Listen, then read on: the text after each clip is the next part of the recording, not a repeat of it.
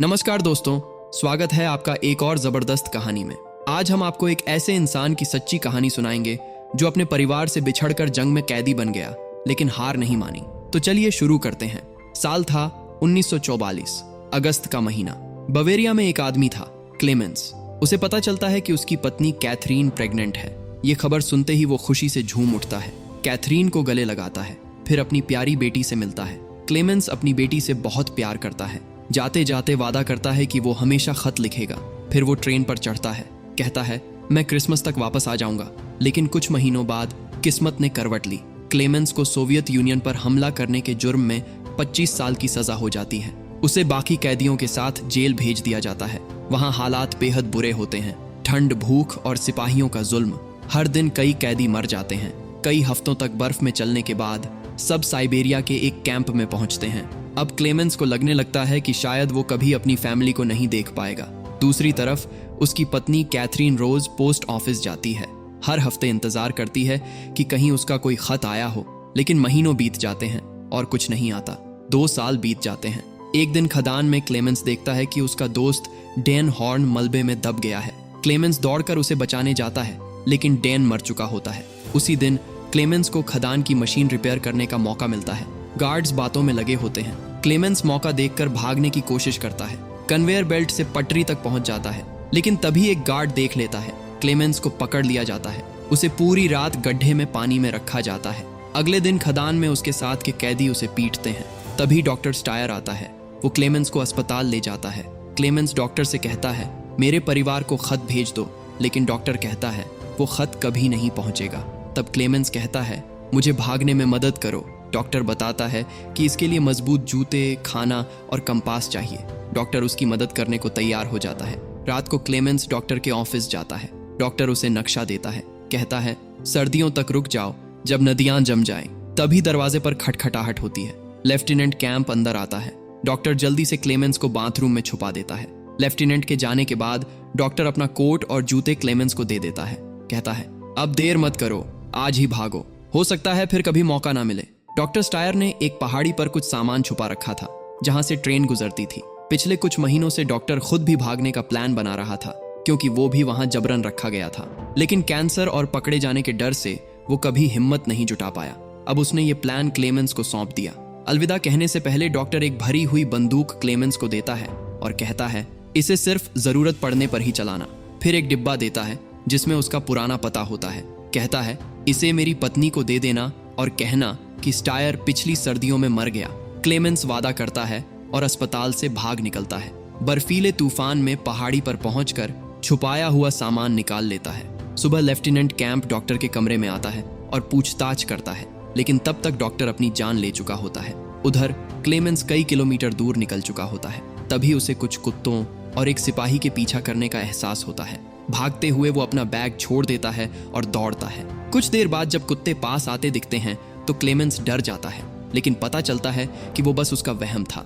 शाम को चलते चलते उसे बर्फ में कुछ पैरों के निशान मिलते हैं और समझ आता है कि वो गोल गोल घूम रहा है। तभी आसमान में ऑरोरा बोरियालिस दिखती है। क्लेमेंस हिम्मत जुटाता है और आगे बढ़ता है। कुछ दिन बाद उसका सारा खाना खत्म हो जाता है। वो भगवान से दुआ करता है कि उसे घर पहुंचने में मदद करे। कुछ किलोमीटर चलने के बाद वो बेहोश हो जाता है। जब होश आता है तो उसके सामने एक सील, समुद्री जानवर होता है। क्लेमेंस बंदूक चलाता है, लेकिन जानवर भाग जाता है। दूसरी बार जब सील दिखती है तो क्लेमेंस उसे मारने में कामयाब हो जाता है। उसके शरीर की चर्बी से वो अपने जमे हुए पैर को गर्म करता है और खाकर अपनी भूख मिटाता है। हर दिन बीतने के साथ क्लेमेंस की उम्मीदें कम होती जाती हैं, लेकिन एक सूखी झाड़ी देखकर उसे लगता है कि मंजिल करीब है। उधर लेफ्टिनेंट कैंप 500 किलोमीटर के इलाके में सर्च टीमें भेजता है, लेकिन कोई भी उसे नहीं पकड़ पाता। 2 महीने बीत जाते हैं। लेफ्टिनेंट सोचने लगता है कि शायद क्लेमेंस बर्फ में मर गया, लेकिन हकीकत ये थी कि वो जिंदा था और अब बर्फीली वीराने में जीना सीख चुका था। एक रात आग जलाकर बैठे हुए क्लेमेंस की मुलाकात 2 आदमियों से होती है, जो अपने आप को शिकारी और सोना खोदने वाले बताते हैं। उन्हें लग जाता है कि क्लेमेंस जर्मन है। वो उसे अपने शेल्टर ले जाने का न्योता देते हैं, क्योंकि बर्फीला तूफान आने वाला होता है। लेकिन क्लेमेंस को शक होता है और वो दूसरी तरफ चला जाता है। सुबह होते ही उसे अपनी गलती का एहसास होता है, क्योंकि वो तूफान में फंस जाता है। एक पेड़ उसके ऊपर गिर जाता है और वो बेहोश हो जाता है। तभी सिमियन नाम का शख्स आकर उसकी जान बचाता है। क्लेमेंस को अब लगता है कि ये खतरा नहीं है। वो अब उनके साथ शेल्टर की तरफ जाने को तैयार हो जाता है, लेकिन अपनी असली पहचान छुपा लेता है। उसे नाव से उसके देश तक पहुंचा दे। नदी में नाव चलाते हुए रास्ते में एक झरना आ जाता है। तीनों नाव को पीछे रोकने की कोशिश करते हैं। इसी बीच सिमियन पानी में गिर जाता है। तेज बहाव में सिर पत्थर से टकराता है और बेहोश हो जाता है। क्लेमेंस कूदकर उसे बचा लेता है, लेकिन अनिस्तास बिना परवाह किए शेल्टर की तरफ निकल जाता है। उसे लगा कि दोनों मर गए होंगे, लेकिन जब दोनों जिंदा लौटते हैं तो अनिस्तास हैरान हो जाता है। गुस्से में सिमियन क्लेमेंस को बंदूक की बट मारकर बेहोश कर देता है, फिर अनिस्तास को गोली मार देता है। जब क्लेमेंस होश में आता है तो अपने साथी की लाश देखता है और सिमियन से पूछता है, तूने उसे क्यों मारा? शिकारी सिमियन बताता है कि अनिस्तास उसका सोना चुराने की कोशिश कर रहा था, इसलिए जब वो पानी में गिरा तो सिमियन ने उसे बचाने की कोशिश नहीं की, क्योंकि अगर वो जिंदा रहता तो एक दिन जरूर धोखा देता। कई महीने बाद जब फिर सर्दी आ जाती है, क्लेमेंस अब भी अपने घर लौटने की कोशिश में लगा होता है। तब कई दिनों तक बर्फ में चलने के बाद सिमियन कहता है कि वो अब नहीं चल सकता। क्लेमेंस उसे समझाने की कोशिश करता है और उसका बैग उठाने का ऑफर देता है, लेकिन सिमियन शक करता है कि वो उसका सोना चुराना चाहता है। गुस्से में आकर सिमियन उस पर हमला कर देता है। दोनों बर्फीली पहाड़ी से लुढ़क जाते हैं। क्लेमेंस बेहोश हो जाता है और तभी भेड़ियों का झुंड आ जाता है। क्लेमेंस जान बचाने के लिए पेड़ पर चढ़ जाता है, लेकिन भेड़िए उसे नीचे गिरा देते हैं। तभी गोलियों की आवाज आती है। दो आदमी, कुल्का और अल्योश्का, उसे बचा लेते हैं। वो लोग क्लेमेंस को अपने कबीले में ले जाते हैं और उसकी हालत ठीक करने के लिए एक हीलिंग रिचुअल करते हैं। अगली सुबह जब क्लेमेंस उठता है तो खुद को अजनबी जगह पाता है। कुल्का आता है और अपने परिवार से मिलवाता है। क्लेमेंस की देखभाल इरेना करती है और धीरे धीरे वो उससे प्यार करने लगती है।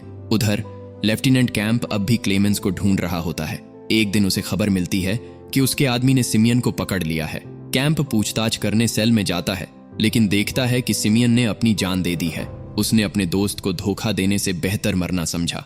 अब कैंप सारे आसपास के इलाकों में नोटिस लगवा देता है कि क्लेमेंस एक खतरनाक जर्मन जासूस है। जो भी उसे देखे तुरंत रिपोर्ट करे। उधर कुल्का के घर बेटे का जन्म होता है। उसी रात वो क्लेमेंस को बताता है कि उसके बारे में तलाश जारी है। क्लेमेंस समझ जाता है कि उसे अब निकलना होगा। कुल्का उसे एक कुत्ता आर्गस देता है। कहता है कि अगर उसे अच्छे से रखोगे तो वो साथ चलेगा। इरेना भी दुखी होकर क्लेमेंस का साथ देती है और उसे पड़ोसी गांव तक पहुंचा देती है।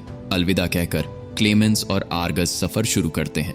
शाम को दोनों पहली बार एक बर्फीले तूफान में फंस जाते हैं, लेकिन एक जगह छुपकर रात काट लेते हैं। 1951 की गर्मियों में क्लेमेंस अपने कुत्ते के साथ जंगल में होता है।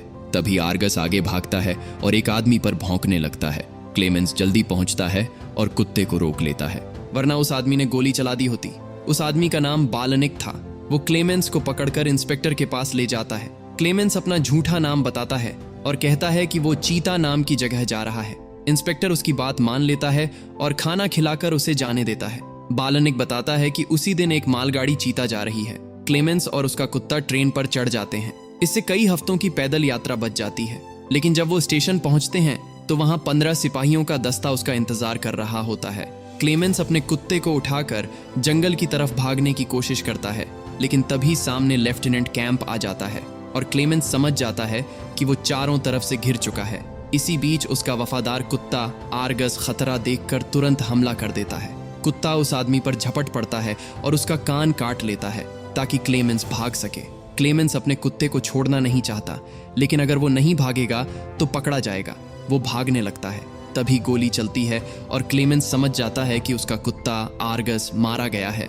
सिपाही उसके पीछे दौड़ने लगते हैं। क्लेमेंस एक पुल पर चढ़ जाता है और गोलियों से बचते हुए पटरियों की तरफ भागता है। जैसे ही वो पकड़ा जाने वाला होता है, वो एक चलती ट्रेन पर कूद जाता है और नीचे छिप जाता है। भले ही वो बच निकलता है, लेकिन अपने कुत्ते को न बचा पाने का दुख उसे खाए जा रहा होता है। सर्दियों में वो फिर अकेले अपने घर की तरफ सफर जारी रखता है। उधर उसकी बेटी लिसा, जो अब टीनेजर हो चुकी है, आज भी अपने पिता के लौटने का इंतजार कर रही होती है। एक दिन एक ट्रक ड्राइवर रेगिस्तान में अपनी गाड़ी रोककर टायर ठीक करने लगता है। तभी उसे ट्रक के पीछे छिपा एक आदमी दिखता है। ड्राइवर डरकर उसे मारने की कोशिश करता है, लेकिन क्लेमेंस जल्दी रिएक्ट करके बीन्स का डिब्बा मारकर उसे बेहोश कर देता है। अगस्त 1952 में भूखा प्यासा क्लेमेंस सेंट्रल एशिया पहुंचता है। वो एक सुपरमार्केट में खाने के लिए भटक रहा होता है। एक सेल्सवुमन का बेटा उसे रोटी दे देता है। तभी एक आदमी, इगोर, दूर से देखता है और समझ जाता है कि ये कोई बाहरी आदमी है। क्लेमेंस एक चर्च में जाकर अपने गुनाहों के लिए माफी मांगता है। तभी इगोर आता है और पूछता है कि जर्मन आदमी यहाँ क्या कर रहा है। इगोर उसे अपने घर रुकने का ऑफर देता है। क्लेमेंस पहले डरता है, फिर साथ चल देता है। रास्ते में एक बूढ़ा आदमी क्लेमेंस को देख लेता है और पुलिस को खबर कर देता है। घर पहुंचकर क्लेमेंस को पता चलता है कि इगोर एक पोलिश यहूदी है।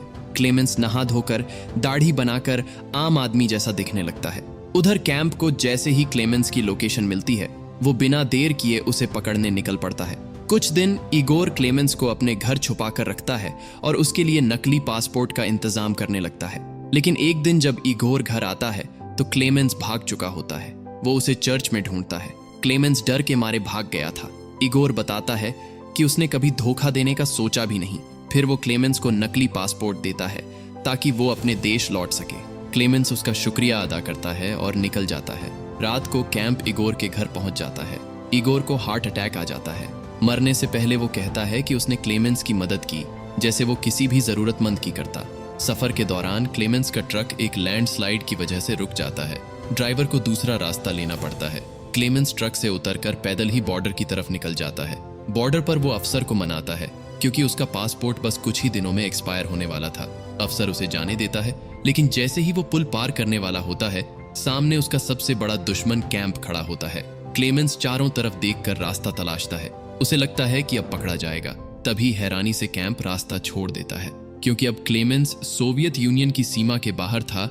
उसे अब युद्ध बंदी नहीं माना जा सकता था, इसलिए वो आजादी से जा सकता था। दिसंबर 1952 में क्लेमेंस को ट्रांस फेडरल जेल में ले जाया गया, जहां उसे एक रूसी जासूस समझकर मार दिया गया। ट्रायल के दौरान क्लेमेंस बताता है कि वो साइबेरिया के ईस्ट कोस्ट से भागा था। ही उसकी किस्मत बदलती है जब उसे एक ऐसा जज मिलता है जो उसकी पहचान करने में मदद करना चाहता है। वो मिस्टर बोड्रेक्सल को बुलाता है जो क्लेमेंस के मामा थे। 15 साल बाद मिलने पर बोड्रेक्सल उसे तुरंत नहीं पहचानते और कुछ सवाल पूछते हैं। फिर वो फैमिली एल्बम से पुरानी तस्वीरें निकालते हैं। क्लेमेंस को कुछ भूली हुई यादें फिर याद आ जाती हैं। वो एक तस्वीर दिखाता है जो उसने अपनी माँ को बर्थडे गिफ्ट में दी थी। तस्वीर के पीछे एक नोट लिखा था। जब बोड्रेक्सल वो नोट पढ़ते हैं तो उन्हें यकीन हो जाता है कि ये वही उनका भांजा है। फिर दोनों गले लगते हैं। इसके बाद क्लेमेंस को अपने घर ले जाया जाता है। वो खिड़की से देखता है जहां उसकी पत्नी और बेटी लिसा खड़ी होती हैं। वो देखता है कि लिसा कितनी बड़ी हो गई है। फिर उसे एक लड़का खेलता हुआ दिखता है जो उसका बेटा होता है, जिससे वो कभी मिला नहीं था। क्लेमेंस में हिम्मत नहीं होती सामने जाने की, इसलिए वो दूर से ही अपनी बीवी और बच्चों को चर्च जाते हुए देखता है। चर्च में जब प्रार्थना चल रही होती है तभी क्लेमेंस अंदर चला जाता है। सबसे पहले लिसा अपने पिता को पहचानती है और दौड़कर उसे गले लगा लेती है। फिर उसकी पत्नी भी देखती है और यकीन नहीं कर पाती कि उसका पति लौट आया है। फिर वो भी पास आकर उसे गले लगा लेती है। क्लेमेंस चैन की सांस लेता है क्योंकि अब तक की सारी मेहनत और कुर्बानी आखिरकार रंग लाई थी। बस यही थी इस फिल्म की कहानी।